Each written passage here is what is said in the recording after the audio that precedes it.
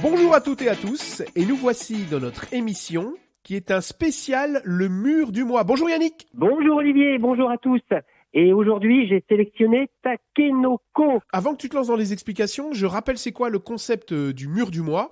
En fait, tous les mois, tu nous donnes un petit peu, je dirais, un classique du monde du jeu de société, et tu nous fais un mur, tu construis, tu mets une brique, et là on peut retrouver, j'ai mis le lien qui est en dessous du podcast, si vous allez cliquer dessus, vous allez pouvoir construire votre ludothèque, brique par brique, votre ludothèque idéale. Et ce mois-ci, tu as choisi Takenoko. Tout à fait, d'Antoine Boza, et qui est illustré par Nicolas Fructus, Yuyo et Joël Pixel. Tu nous rappelles un petit peu l'ambiance du jeu? Ça se passe où? Ça se passe au Japon. L'empereur du Japon a décidé de construire une bambouserie.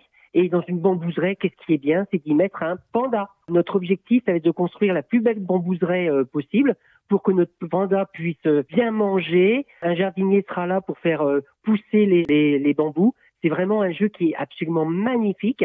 Les parties sont assez rapides, parce qu'il faut compter 45 minutes, et on y joue de 2 à 4 joueurs. Si je me rappelle, le matériel, il est vraiment chouette aussi. Parce qu'on construit vraiment nos petits bambous en les additionnant les uns sur les autres. On construit en hauteur les bambous. Tout à fait. Et puis, c'était vraiment du 3D. Tu as une vraie figurine de panda. Tu as une vraie figurine du jardinier qui fait une 10-12 cm de hauteur, qui est peint, qui est vraiment de très très belle qualité.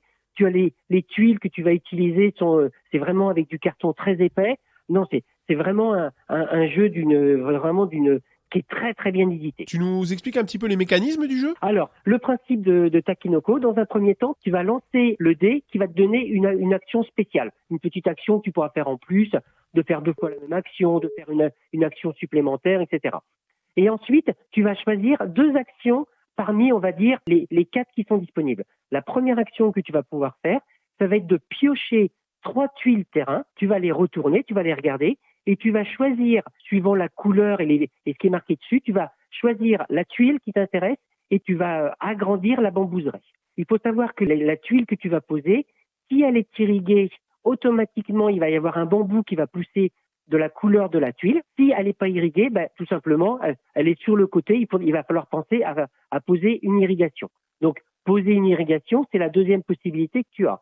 La troisième possibilité que tu as, ça va être de bouger le panda. Parce que le panda, il aime bien se promener. Et à chaque fois que le panda va se promener, et il va s'arrêter à un endroit, il va manger un petit morceau de bambou. C'est-à-dire que tu vas prendre un petit bambou et tu vas le mettre sur ton plateau personnel. Ça voudra dire que ton panda, il a mangé ça. La troisième action que tu peux faire, c'est bouger le jardinier. Lui, le jardinier, il ne mange pas de bambou. Lui, son objectif, ça va être de faire développer les différents bambous.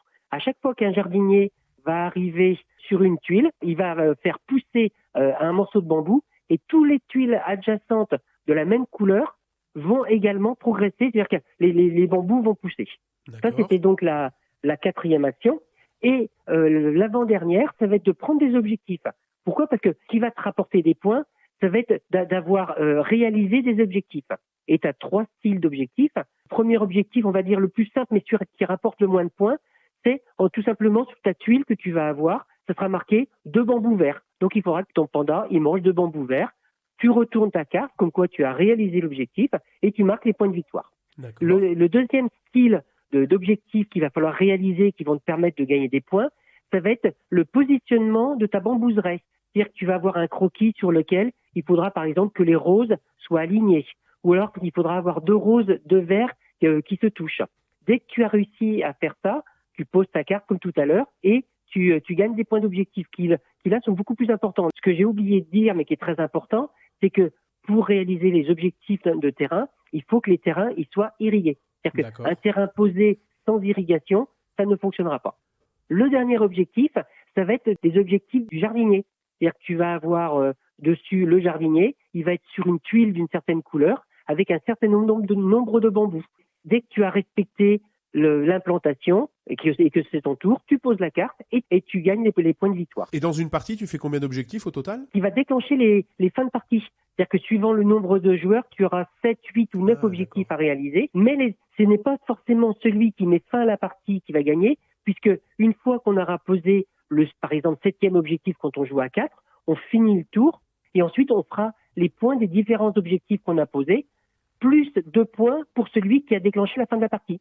Parce que l'empereur vient le voir, vient visiter la bambouseraie. Et donc, comme c'est lui qui met fin à la partie, il a droit à 2 points supplémentaires. Takenoko, c'est en fait un classique. Hein. Et tu sais en quelle année il a été édité ? Il a dû être édité il y a très longtemps. D'accord, ok. Bon, très bien, je le note. Je le mets dans notre mur des spécialités. Tu m'avais dit que je pouvais te poser toutes les questions avant qu'on commence le podcast.